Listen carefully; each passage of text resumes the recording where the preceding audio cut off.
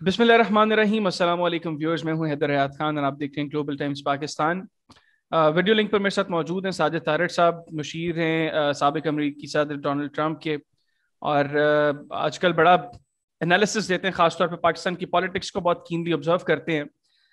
अभी आज के प्रोग्राम में हम इनके साथ डिस्कस करेंगे हालिया अमरीकी सेटअप में हमने देखा कि अमेरिकन गवर्नमेंट का समहाउ थोड़ा सा टिल्ट था टुवर्ड्स पाकिस्तान, गो के उस सेटअप के दौरान भी अमेरिका में भारत बहुत मजबूत, उसके ग्राउंड्स बहुत मजबूत हो चुकी थी। लेकिन कहीं ना कहीं डोनाल्ड ट्रंप साहब, बेशक वो भारत में हो, वो पाकिस्तान के हवाले से कोई ऐसी बात कर देते थे जिससे एक इम्पैक्ट ये जाता था कि पाकिस्तानी डिप्लोमेसी शायद थोड़ी अच्छी है, या अमेरिका में मौजूद डेमोक्रेट पार्टी से एसोसिएटेड सादिक तारिक साहब जैसे हमारे दोस्त, उनका होमवर्क ऐसा है कि जिससे भारत में जाकर भी डोनाल्ड ट्रंप साहब पाकिस्तान की तारीफें करते हैं। अब जो बाइडेन के आने के बाद जो एक पाकिस्तानी सोच थी, पाकिस्तानियों का एक जहन था कि शायद अब पाकिस्तान के साथ हालात बहुत बेहतर हो जाएंगे, क्योंकि माजी में जो बाइडेन के पाकिस्तानी लीडरशिप के साथ बड़े अच्छे ताल्लुकात रहे हैं, पाकिस्तान के बड़े सिविल अवार्ड से उसको नवाजा गया है। हालात उससे बहुत से मुख्तलिफ हुए। एक तो कैमला हैरिस का फैक्टर था, बड़ा इंपॉर्टेंट फैक्टर था कि इंडियन ओरिजिन की उनकी फैमिली थी, उस वजह से उनका टिल्ट टुवर्ड्स इंडिया था। दूसरी और बहुत सी रीजंस हैं। वो क्या रीजंस हैं, आज के प्रोग्राम में इसको जानने की कोशिश करेंगे कि क्या ऐसी वजह बनी कि जो बाइडेन को लेकर जो हमारी अप्रोच थी, जो बाइडेन उससे बिल्कुल मुख्तलिफ नजर आए, और टुवर्ड्स पाकिस्तान नहीं, उनका टिल्ट टुवर्ड्स इंडिया ज्यादा नजर आ रहा है। दूसरी इंपॉर्टेंट चीज, अभी यूएस फोर्सेस के विड्रॉल के हवाले से बड़ी अहम चीजें थी, कॉन्ट्रैक्ट्स हो गए, एग्रीमेंट्स हो गए, पीस डील्स हो गई। अब ये चीजें सामने आ रही हैं कि पहले तो ये थी कि शायद जो बाइडेन एडमिनिस्ट्रेशन विड्रॉल करेगी नहीं, अब अनाउंस कर दिया सितंबर में। लेकिन साथ ही US secretary state Antony Blinken ने एक स्टेटमेंट दी कि यूएस फोर्सेस के विड्रॉल का हरगिज मकसद ये नहीं है, इस बात का मतलब ये नहीं है कि अमेरिका इस रीजन से बाहर जा रहा है। ये बड़ी अहम चीज है, इसको भी आज के प्रोग्राम में डिस्कस करेंगे कि फिर इसका मतलब क्या है। और तीसरी अहम चीज कि अब ये जो अफवाहें गर्दिश कर रही हैं, ये जो रूमर्स गर्दिश कर रहे हैं कि अमेरिका ने इस रीजन में जाने के बाद इस रीजन में अपना पैर जमे रखने के लिए पाकिस्तान से अड्डों की डिमांड की है, इसमें कितनी सदाकत है? साजिद भाई, अस्सलाम वालेकुम।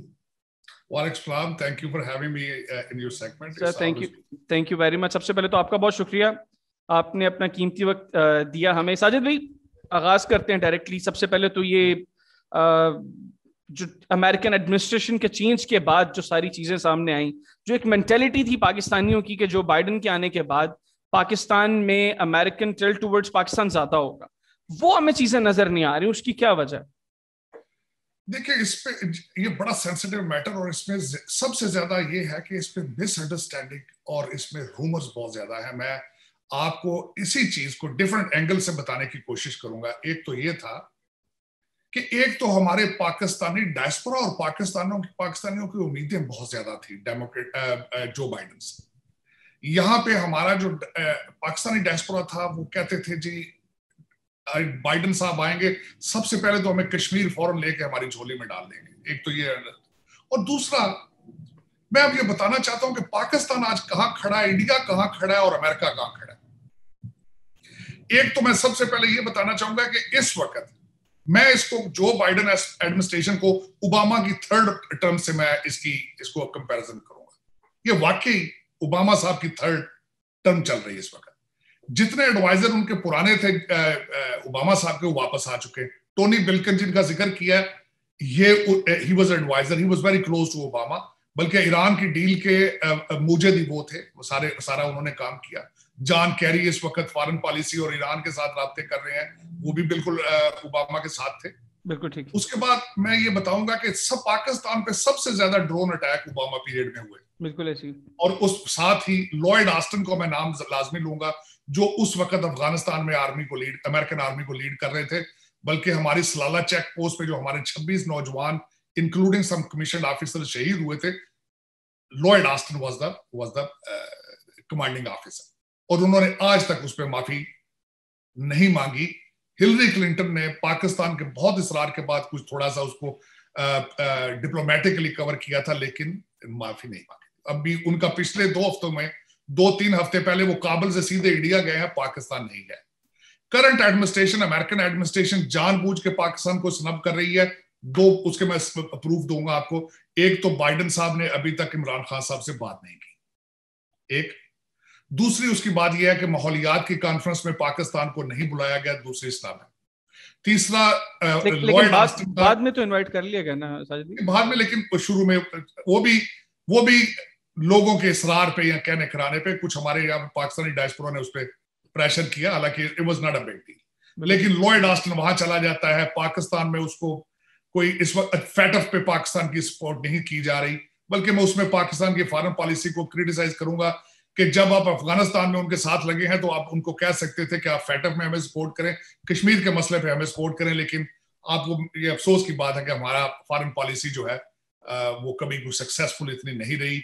हमारे फॉरेन मिनिस्टर साहब जो है वो, एक तो नवाज शरीफ पीरियड में 5 साल फॉरेन मिनिस्टर नहीं रहे, और हमारे फॉरेन मिनिस्टर साहब है उनका नेशनल इंटरेस्ट ज्यादा वर्सेस फॉरेन पॉलिसी।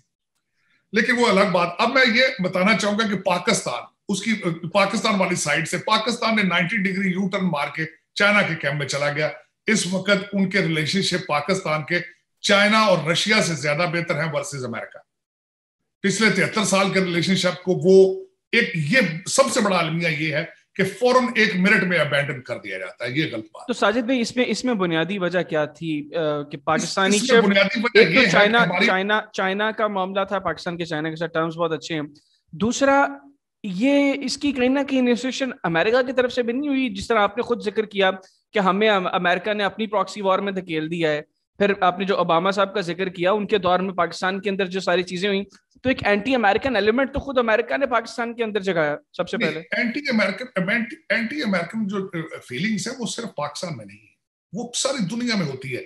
इजिप्ट के अंदर अमेरिका सबसे ज्यादा सपोर्ट उनको करता है, वहां भी झंडे रोज जलाए जाते हैं। टर्की को इतना सपोर्ट करता है, अब 16 त्यारे दिए, वहां आर्मी बेस है, वहां भी झंडे जलाए जाते हैं। ये कोई एक नई बात नहीं है, लेकिन ये कोई ढकी छुपी बात नहीं है कि अफगान वॉर में जितना पैसा पाकिस्तान को दिया गया है, अफसोस के साथ मैं ये कहूंगा वो पैसा सारा दुबई, लंदन और न्यूयॉर्क आ गया, वहां पे वो तरक्याती प्रोजेक्ट्स पे नहीं लगा। ये अलग बात है। लेकिन अमेरिका, अगर मुझे कई दफा लोगों ने कहा है कि अमेरिका ने आज तक पाकिस्तान के साथ किया क्या है, मैंने कहा बहुत कुछ किया है। वहां प्लाजे दुबई की बिल्डिंगें बोल बोल के बता रही हैं कि अमेरिकन डॉलर लगे। अब वो प्रोजेक्ट्स पे ना पहुंचे वो अलग बात है। और उसमें ये भी कहूंगा, आज चाइना और रशिया से भी जो पैसा आएगा वो सिर्फ हमारे पेशावर सियासतदान खाएंगे और एस्टेब्लिशमेंट खाएगी, असली जगह वो भी नहीं लगेगा।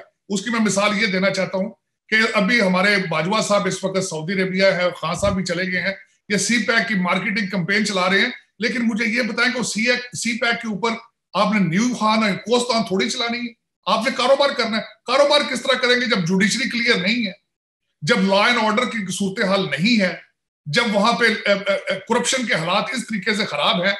मैं थोड़ा सा एतराज करूंगा, जिस तरह अभी खान साहब हमारे इलेक्शन की रिफॉर्म करना चाहते हैं, मैं मानता हूं इसको इलेक्ट्रॉनिक होना चाहिए, लेकिन आप इलेक्शन कमीशन कहां से लाएंगे? वो तो पाकिस्तानी होंगे, आपके सारे इदारे पाकिस्तानी हैं। चले वैसे तो ये अलग बहुत बड़ी डिबेट है। मुझे शॉर्टली जरा ये बता दीजिएगा, वैसे अमेरिका के अंदर ये सारा इलेक्टोरल सिस्टम कामयाब है? नहीं, नाकाम है। इंडिया के अंदर नाकाम है। ठीक हो गया, चले वापस अपने पॉइंट। सबसे पहले मैं बात बताना चाहूंगा कि जमहूरियत जिसकी हिस्ट्री अमेरिका में 300 साल पुरानी है, जमहूरियत यहां फेल है। पाकिस्तान तो भी तजर्बे कर रहा है जमहूरियत के साथ। 73 साल में से आधे साल तो जमहूरियत वहां रही नहीं है। और मेरा मैं पाकिस्तान में तो मैं वही बात करता हूँ कि तो इंडिया में कामयाब नहीं है इलेक्ट्रिक वोटिंग। मेरा वहां पे मोदी साहब के बाद बड़ी बड़ी एलिगेशंस है। मेरा मकसद ये अर्ज करने का था कि आपने कौमों के अंदर शऊर पैदा करना होता है, नेशनलिज्म का, एंटी करप्शन, करैक्टर बिल्डिंग करनी होती है। नेशन बिल्डिंग करनी होती है। कि पाकिस्तान के करंट हालात ये है कि हैदर साहब पाकिस्तान शरीफ आदमी को तो लड़की का रिश्ता को नहीं देता। हालात हमारी सोसाइटी के अंदर ऐसे हो चुके हैं। अब मैं आपको इंटरनेशनल टॉपिक से नहीं हटना चाह रहा था जो मैं बता रहा हूं। इस वक्त उस आपके रीजन में नए ब्लॉक बन रहे हैं। अब नए ब्लॉक बन रहे हैं, इंडिया चला गया अमेरिकन साथ, बिल्कुल सीधा हो रहा है उसमें, और पाकिस्तान जा रहा है चाइना और रशिया के साथ। ठीक है। अब उसमें सब पाकिस्तान की एक खुशकिस्मती, ये बहुत मैं समझता हूं उस रीजन की भी ये है कि इस वक्त अमेरिका पिछले 20 सालों से अपने इंटरनल इश्यूज में फंसा है। इंटरनल इशू से ये फंसा है कि बराक, एक तो दो मैं चीजें फंडामेंटल बताना चाहूंगा कि पिछले जो 20 सालों में जो अमेरिकन से दूर आते रहे, या फार लेफ्ट से आते रहे या फार राइट से आते रहे, वो अपने एक्सट्रीम एजेंडा को लेके आते थे। मैं मिसाल उसकी ये दूंगा कि ओबामा साहब आए, वो सोशलिस्ट एजेंडा लेकर आए, larger government, taxation, foreign policy पे जाना ही नहीं है, बिल्कुल तवज्जो ही नहीं देनी फॉरेन पॉलिसी पे। वो कहते थे why have to be police person when you are a sole super power on the planet. Status quo maintain करने के लिए आपको कई चीजें करनी पड़ती हैं। वो सऊदी अरेबिया जाते थे तो उनको रियाज का मेयर रिसीव करता था and he was okay with it. China जाते थे, चाइना में उनके त्यारे के सामने रेड कारपेट नहीं लगाया जाता था जानबूझ के, and he was okay with it. एक डिफरेंट माइंडसेट था। अमेरिका अपने इंटरनल इश्यूज में फंसा। अमेरिका में डेमोक्रेसी इज फेलिंग अमेरिकन्स, ये बिल्कुल ट्रू।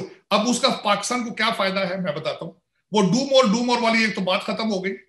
तीसरी बात उसमें ये आ रही है सामने कि उसमें अब उनका आप पाकिस्तान के ऊपर प्रेशर कम है सीपैक की वजह से। वैसे साजिद भाई अभी इनिशियली जिस वक्त ये बाइडेन सेटअप आया तो उसके बाद मेरा ख्याल है कि इन्होंने अफगान फोर्सेस के विड्रॉल की अनाउंसमेंट से पहले कोशिश तो की थी एक मरतबा डू मोर की। तो आपको नहीं लगता कि इस दफा पाकिस्तान ने रेजिस्ट किया और पाकिस्तान ने नहीं मानी अमेरिका की बात, और उसके बाद ही चीजें इस जगह पर आई कि अमेरिका मजबूर हुआ कि उन्होंने अब विड्रॉल की अनाउंसमेंट की है। एक बार डू मोर की तो कोशिश उन्होंने की दोबारा। एक तो 20 साल वॉर बहुत पुराना, पब्लिक सपोर्ट पीछे नहीं है अफगान वॉर के। अपने हिस्ट्री की एक महंगी तरीन जंग है उनके लिए। और दूसरा ये है कि जब बाइडेन जो है, foreign policy is not his priority at all. उनकी प्रायोरिटी सोशलिस्ट एजेंडा है। ठीक है, उनकी अच्छा चले, प्रायोरिटी ठीक हो गया। अब हम बाकी चीजों की तरफ चलते हैं, लेकिन मुझे शॉर्टली पहले इसका थोड़ा सा जवाब दे दें। आपके नजदीक ये कई दहाइयों पर मुहित ये जो दंग थी, जो अब अल्लाह करे कि अब अपने खात्मे की तरफ जाए, ये अमेरिका यहाँ से कामयाब होकर जा रहा है कि नाकाम होकर? देखिए, उसमें उनका ऑब्जेक्टिव ये था। अब इसको डिफरेंट एंगल से देखा जाता है। अमेरिका का ऑब्जेक्टिव क्या था? वहां प्रेजेंस उनकी जंग, वो कभी भी इस तरीके से ना तो वो पूरे अफगानिस्तान को टेक ओवर कर सके हैं पिछले अरसे में। वहां पे हमेशा तालिबान अपने सर्टेन एरियाज में स्ट्रांग रहे हैं। उनका ऑब्जेक्टिव ये था कि वहां पे रशिया और चाइना पे चेक रखा जाए। 20 साल वो उनकी पुराना जिस तरह। और दूसरा आपको मैं ये बताना चाहूंगा कि pentagon has a different plans, have a different vision. तो उस एरिया में वो ये कामयाबी अपनी कंसिडर करते हैं कि 20 सालों में उस लैंड को अमेरिका पे दहशतगर्दी के खिलाफ हमने इस्तेमाल नहीं करने दिया, और उसमें वो कहते हैं हम कामयाब हैं। अब वो ये कहा जाए कि दो जंगें जिस तरह लड़ी जाती हैं तो वो उस तरह हमने जीती है, तो नहीं, उसमें वो नहीं जीते। लेकिन वो ये समझते हैं कि हमारी कामयाबी है कि हमने 20 साल में अमेरिका के ऊपर कोई टेररिस्ट अटैक वहां नहीं होने दिया। ठीक हो गया। हमने अफगानिस्तान की सरजमीन को अपने खिलाफ या वेस्टर्न इंटरेस्ट के खिलाफ इस्तेमाल नहीं करने दिया। दूसरी उसी चीज की बाय प्रोडक्ट थी कि रशिया के ऊपर उन्होंने चेक एंड बैलेंस रखा, उन्होंने चाइना को चेक एंड बैलेंस रखा। ये तो फिर आपके नजदीक अगर बेसिक ऑब्जेक्टिव उनका ये था, तो अभी ये जो एंटनी ब्लिंकन की ये जो स्टेटमेंट है कि हम जा तो रहे हैं लेकिन इसका मतलब ये नहीं कि हम ये रीजन छोड़ रहे हैं, तो फिर इस स्टेटमेंट का क्या मतलब है कि जा भी रहे हैं और इसको छोड़ भी नहीं रहे हैं रीजन को? देखिए, यहां मैं थोड़ा सा ऐड भी करूंगा, ना सिर्फ टोनी बिल्किन, यहाँ पे जनरल मैकेंजी ने भी अगले दिन यही कहा है कि हम जा रहे हैं और लेकिन we have capacity and ability to retaliate against anything. ये उनकी भी स्टेटमेंट बड़ी स्ट्रांग थी। बल्कि इसके साथ मैं थोड़ा सा ये ऐड करूंगा कि टोनी बिल्किन ने, जनरल मैकेंजी ने ये भी कहा है कि हमारे अफगानिस्तान से निकलने के बाद पाकिस्तान को दोबारा टेररिज्म की थ्रेट आ सकती है, ये भी उसने कहा। हाँ, लेकिन एक मैं यहाँ पे आपको ये जरूर बताना चाहूंगा कि विड्रॉल आज के दौर में ये सिंबॉलिक विड्रॉल है। सिंबॉलिक विड्रॉल से ये मुराद है कि वहां पे अभी भी तो 2500 ट्रूप्स थे। आज हमारे अमेरिका में कैपिटल हिल वॉशिंगटन डीसी में 3000 से ज्यादा फौजी बैठे हैं वर्सेस अफगानिस्तान। सिंबॉलिक इसलिए है कि हमारा ship carrier, American ship carrier Eisenhower, who is in that region and keeping the eye on Afghanistan. तीसरी बात यह है कि सैटेलाइट से हर चीज को देखा जा सकता है। आपको पता है ड्रोन अटैक्स के साथ सारा कुछ करते हैं। तीसरी उसमें सबसे बड़ी बात है कि डोनाल्ड ट्रंप साहब आए थे, उन्होंने कहा था इन सब चीजों को छोड़े, इकोनॉमी को यूज करते हैं as a weapon, embargo, sanctions. तो ये इन तीन चीजों के साथ वो अपने ऑब्जेक्टिव फिर भी हासिल कर सकते हैं।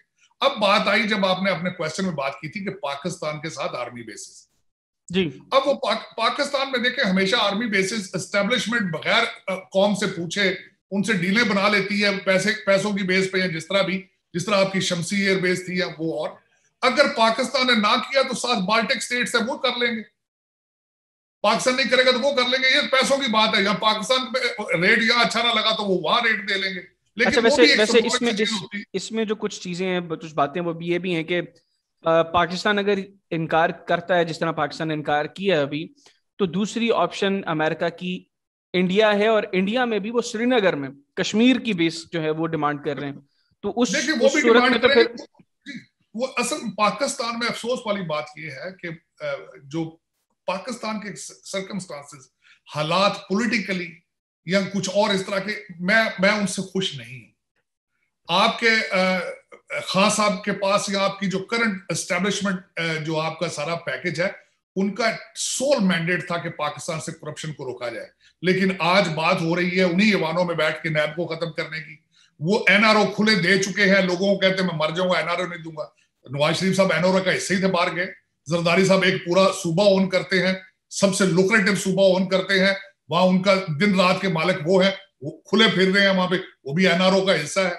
ये कौम को मेरा, और दूसरा बेचारे आज हल्का 249 और सेनेट का इलेक्शन, जमहूरी पाकिस्तान के अंदर जमहूरियत के मुंह पे सबसे बड़ा तमाचा है, और हर बंदे को पता है। अफसोस वाली बात ये, हर बंदे को नॉलेज है क्योंकि हर बंदे के हाथ में स्मार्टफोन है, लेकिन बेचारे कर कुछ नहीं सकते, कुछ भी नहीं कर सकते। वो डालते अच्छा, कहां है, जाते कहां है। अच्छा 5% वोट लेने वाला आपका एमएनए बन जाता है। ये अच्छा जमहूरियत नहीं है इसको। साजिद भाई, ये जो अभी बेसिस की बात हो रही है, बड़ी अहम चीज है। आपने कहा अभी आज के दौर में वहां पर फिजिकल प्रेजेंस की जरूरत ही नहीं है। एक तो आपने कहा कि आपका जो करियर है वो खड़ा है। सेकेंडली, सैटेलाइट को इस्तेमाल करके, थर्ड ड्रोन्स टेक्नोलॉजी जो है, ये इन सारी चीजों का इस्तेमाल किया जा सकता है। फिर अमेरिका को यहाँ पर अड्डों की जरूरत क्यों है, पहली चीज। दूसरी चीज ये कि अगर अमेरिका ने यहाँ पर बैठकर चीन और रशिया पर नजर रखने के लिए, या इस रीजन पर नजर रखने के लिए उसको यहाँ पर अड्डे चाहिए, तो फिर तो कोई भी मुल्क उठ के, चीन उठ के मैक्सिको में कह देगा जी कि हम यहाँ पे बेस बनाते हैं, हमें भी अमेरिका पे नजर रखनी है। क्यों चाहिए अमेरिका को अड्डे यहाँ पे? करे सैटेलाइट का, टेक्नोलॉजी का इस्तेमाल। देखिए माजी में होता रहा है, आपने देखा होगा। हमारे यहाँ क्यूबन क्राइसिस थे, रशिया यहाँ पे अपने मिसाइल सिस्टम करना चाहता था, तो वो अमेरिका वार तक गया था। चाइना, अब चाइना इस वक्त, इसका जवाब मैं ये दूंगा कि चाइना अपने मसल फ्लैक्स कर रहा है अभी तक। चाइना की 50 साल की हिस्ट्री सिर्फ ये है इकोनॉमी, और इकोनॉमी उनकी इंप्रूव क्यों हुई है कि पिछले 50 साल उन्होंने कोई वार किसी में हिस्सा नहीं लिया। अब उसका दूसरे जवाब दूंगा कि आप चाइना की कितने आर्मी बेसिस है बाहर, सिर्फ एक है, वो भी जिबूती में। अमेरिका की कितनी है? 400। अमेरिका के शेफ कैरियर कितने हैं, और अमेरिका के कितने हैं, चाइना के कितने हैं? अभी उनका उनका कंपैरिजन है ही नहीं है अमेरिका के साथ। अगर चाइना का बस चले तो वो मैक्सिको में आकर बैठ जाए, इसमें कोई शक नहीं। आप ये देखें कहां तक वो नहीं जाते। हवावे को देखें उन्होंने क्या क्या नहीं किया, 5G टेक्नोलॉजी कहां तक चोरी। इस वक्त अमेरिका को टेक्नोलॉजी का इस्तेमाल किया ना साजिद भी, टेक्नोलॉजी का इस्तेमाल वही मैं कह रहा हूं, अमेरिका को इस वक्त सबसे बड़ी थ्रेट क्या है? इंटेलेक्चुअल प्रॉपर्टी थेफ्ट की है, जिसको सबसे पहले स्टैंड डोनाल्ड ट्रंप ने लिया। हमारी आज की गवर्नमेंट जो है वो चाइना, उनके पास ना पॉलिटिकल कैपिटल इतना है, ना विल है। जो हमारे प्रेसिडेंट साहब का बच्चा हंटर बाइडन है, अभी तक $1.5 बिलियन उसने चाइना से बनाया अपने पीरियड में। तो वो उनके पास तो विल ही नहीं है। हमारे जो करंट सिटिंग प्रेसिडेंट साहब है वो तो कई दफा खुद स्टेटमेंट दे चुके हैं कि China is good for America. America is going through its own fatigue. एक होता है ना सुपर पावर के स्टेटस के बाद काफी अरसा अब कोई भी चीज ज्यादा चलती है उसको फटीग आ जाती। Life of the product, cycle of the product. America is going through different issues right now, internal issues. और जब, अच्छा, और मैं सबसे एक और बात फॉरेन पॉलिसी के हवाले से बताऊंगा। कौमों की फॉरेन पॉलिसीज तब स्ट्रांग होती हैं जब वो इंटरनली स्ट्रांग होते हैं, जब वो पॉलिटिकल स्ट्रांग होते हैं, जब कौम उनके पीछे खड़ी होती है, तब फॉरेन पॉलिसी के बारे में स्ट्रांग डिसीजंस एडमिनिस्ट्रेशंस लेती हैं। लेकिन आप अंदर पॉपुलर ना हो, आपके अंदर डिफेंडिंग पुलिस चल रही हो, आपके अंदर ड्रग इश्यूज चल रहा हो, आपकी जब इमिग्रेशन रोज का 25-25 हजार बंदा बॉर्डर से अंदर आ रहा हो, आपका एजेंट, आपकी कोविड आपको घेर के बैठा हो, तो आप फॉरेन पॉलिसी चाइना को नहीं देख पाते। चाइना इस वक्त आपको सबसे बड़े इश्यूज चल रहे हैं अमेरिकन फॉरेन पॉलिसी को साउथ चाइना सी में और ताइवान के इश्यूज पे। ठीक है, लेकिन ये कि इनको हैंडल ये नहीं कर पाएंगे। अब कंक्लूजन की तरफ चलते हैं। अब जो करंट अमेरिकन एडमिनिस्ट्रेशन, हजारी से बताए कि आप वहां पर बैठे, एक तो अमेरिकन पॉलिटिक्स के अंदर आप बड़े एक्टिव हैं, सेकेंडली, आप पाकिस्तान से आपका ताल्लुक है, पाकिस्तान से आप प्यार करते हैं, यकीनी तौर पर आपकी ख्वाहिश भी होगी कि पाकिस्तान के और अमेरिका के ताल्लुकात अच्छे हों। तो डिस्पाइट ऑफ द फैक्ट के you are in opposition now, आपके ख्याल में अब कौन से ऐसे लोग पाकिस्तान में और अमेरिका में वो अपना किरदार अदा कर सकते हैं जिससे पाकिस्तान और अमेरिका के ताल्लुकात वो बेहतरी की जानिब जाएं? और क्या मौजूदा सिनेरियो में जहां पर पाकिस्तान, जिस तरह आपने कहा कि यहाँ पर अब नए ब्लॉग्स बन रहे हैं, तो पाकिस्तान अब रशियन और चाइनीज ब्लॉग का हिस्सा बने, ऐसे में पाकिस्तान के अमेरिका के साथ किस तरह के ताल्लुकात इस वक्त की जरूरत? देखिए, इस वक्त पाकिस्तान में सबसे ज्यादा पैसा आ रहा है चाइना से। आपके शौकत तरीन साहब ने अगले दिन आईएमएफ को स्नब किया है सिर्फ इस वजह से कि चाइना से पैसा आ रहा है। अगर चाइनीज पैसा ना आ रहा होता तो सवाल ही नहीं पैदा होता, इस तरह की स्टेटमेंट देते वो आईएमएफ के खिलाफ। ये एक खुली बात है। अब इस वक्त Pakistan is completely relying on the money from China और सऊदी अरेबिया। हमारा जो इस वक्त भी ट्रिप गया है वो बाजवा साहब का और खान साहब का, वो 2 मैटर्स डिस्कस करने गया, फाइनेंशियल अपने, और उसके बाद सी पैक में उनका सऊदी इन्वॉल्वमेंट। यही समझ लें कि चाइनीज ने भेजा है सी पैक की मार्केटिंग करने के लिए। अगर वो ना होता तो कभी भी रिलेशनशिप पाकिस्तान और अमेरिका के इस तरह के ना होते। अब पाकिस्तान के रिलेशन आगे चलेंगे और उनको they will be dictated bye Chinese, ये अंडरस्टूड सी बात है। आपके इंडिया के साथ रिलेशनशिप भी चलेंगे जितना आपको चाइना इजाजत देगा। अब उसी हिसाब से जितना आपको चाइना इजाजत देगा आप उसी तरीके से अमेरिका के साथ रिलेशनशिप एस्टेब्लिश करेंगे। अब मैं दूसरा जो आपका इशारा था मैं उसका जवाब देना चाहता हूं कि हमारे Pakistani diaspora here including my self, we don't have capacity and ability to compete with the Indian diaspora in Washington DC। यहां पे 3-4 लोगों ने बहुत काम किया जो बाइडन के साथ, बाइडन साहब उनके घरों में भी जाते रहे। मैं आपको एक छोटी सी मजे की बात बताऊं, बाइडन साहब, मैं इस दफा पाकिस्तान गया तो मैं चौधरी साहब की इत्मीनादारी के लिए गया, चौधरी शुजात साहब के, तो मैं वाज शॉक्ड कि मैंने वहां जाके तस्वीर देखी कि जो बाइडन और जॉन कैरी दोनों चौधरी साहब के घर में बैठे हुए थे, परवेज भाई साहब के साथ उनकी पिक्चर थी। लेकिन आज अगर उनसे पूछा जाए तो कोई पता नहीं। हमारे कई दोस्त ऐसे, मैं आई एम शॉक्ड, और मैं उसमें उनको ब्लेम नहीं करूंगा। इंडियन डायस्पोरा इतना स्ट्रांग है कि उसकी मर्जी के बगैर हमारी अपॉइंटमेंट भी नहीं हो सकती। अब मैं उसकी छोटी सी मिसाल दूंगा। प्रेसिडेंट का स्पीच राइटर इंडियन है जी, उन्होंने पिछले दिनों वीडियो में भी कहा और बड़ी तारीफ की इंडियंस की। वहां पे उनका व्हाइट हाउस का जितना अमला है उसमें मेजॉरिटी इंडियन है, तो वो हमारे नाम स्क्रीन करते हैं। वो जो जिस वक्त बीज मोदी साहब ने बोए हैं उनका इम्पैक्ट यहां भी आ रहा है। हालांकि वो दे आर बॉर्न अमेरिकन, लेकिन घरों में जो टीवी देखते हैं या जो उनके माँ बाप उनको बताते हैं तो वो नफरतों के बीच व्हाइट हाउस में भी लेके जाते हैं। वो सबसे बड़ी रुकावट। कई मेरे बहुत अच्छे दोस्त थे जिन्होंने बहुत काम किया डेमोक्रेट पार्टी के लिए, मैं देखना चाहता था, उनको देखना चाहता हूं अच्छी पोजीशंस में, लेकिन उनको स्नब किया जा रहा है अफसोस के साथ। एक मैं आपको जाने से पहले एक छोटी सी मिसाल दूंगा, strength of the Indian diaspora. अगले दिन टोनी बिल्किन साहब ने स्टेट डिपार्टमेंट में बैठ के 135 सीईओज को बुलाया इंडिया की सिचुएशन डिस्कस करने के लिए। 135 CEOs of the strong Fortune 500 companies, और उन्होंने सबने बैठ के स्टेट डिपार्टमेंट में कोविड को डिस्कस किया। आप उनकी स्ट्रेंथ देखेगा, माइक्रोसॉफ्ट, गूगल, ये तो सारे वैसे ही इंडियन है। वाइस प्रेसिडेंट, अब उसमें एक छोटा सा है कि मैं बताऊंगा कि अभी तक टोटल अमेरिका इंडिया के कैंप में जंप छलांगे मार के क्यों नहीं सारा कुछ आया, उसकी वजह ये है कि जो Indian diaspora majority of them they are born here, और वो मोदी साहब की पॉलिसीज पे खुश नहीं है। अगर वो हालत होती तो वो अगर कोई वहां पे अच्छी गवर्नमेंट कांग्रेस जैसी होती तो अमेरिका ने बड़ा चढ़ चढ़ा के उस जगह चला जाना था, सारा कुछ होना था। ये भी मैं समझता हूँ पाकिस्तान की खुशकिस्मती है कि उनके पास ब्रीदिंग रूम है, और इसमें चाहिए अगर पाकिस्तानी एस्टेब्लिशमेंट अगर चाहती हो तो they can grow their relationships in the region. और सबसे बड़ी इस वक्त पाकिस्तान की प्रायोरिटी होनी चाहिए फाइट अगेंस्ट करप्शन और अपना इंफ्रास्ट्रक्चर, इकोनॉमिक इंफ्रास्ट्रक्चर ये अपना स्ट्रॉन्ग करें। इस वक्त अगर आप सी पैक को, मैंने इनको क्या बताना दे, आप बड़े विजनरी हैं सारे, अगर आपने सी पैक को प्रमोट करना है अपनी जुडिशरी को स्ट्रॉन्ग करें। मैंने अगले दिन मुझसे किसी ने क्वेश्चन किया कि आप पाकिस्तान में आके इन्वेस्टमेंट क्यों नहीं करते। मैंने एक सिंपल उसको जवाब दिया था, मैं यहां से 20-25 मिलियन डॉलर लेके पाकिस्तान जाता हूं, पाकिस्तान की अदलिया मुझे इंसाफ दे सकेगी, वहां पे मेरे बच्चे सिक्योर रह सकेंगे? अगर इसका जवाब नो है तो देन पाकिस्तान को मैं कैसे जाऊंगा पाकिस्तान में? फिर आप किस तरह लोगों को बाहर से बुलाएंगे? सी पैक में बिजनेस होना है, ट्रांसपोर्टेशन के लिए सी पैक नहीं बनाया गया। तो बिजनेस किस तरीके से होते हैं जब आपके लॉ एंड ऑर्डर स्ट्रांग होता है, आपकी करप्शन नहीं होती, हर जगह पुलिस लेके खड़ियां मंथलियां नहीं ले रही होती, तो ये इस चीज पे तवज्जो देने की जरूरत है, वरना पाकिस्तान के लिए आगे मजीद मुश्किलात हों। बिल्कुल ठीक साजिद भाई, बहुत शुक्रिया आपका, आपने अपना कीमती वक्त मुझे दिया। नाज़रीन, आज के प्रोग्राम से मुझे दी इजाज़त। अल्लाह हाफ़िज़।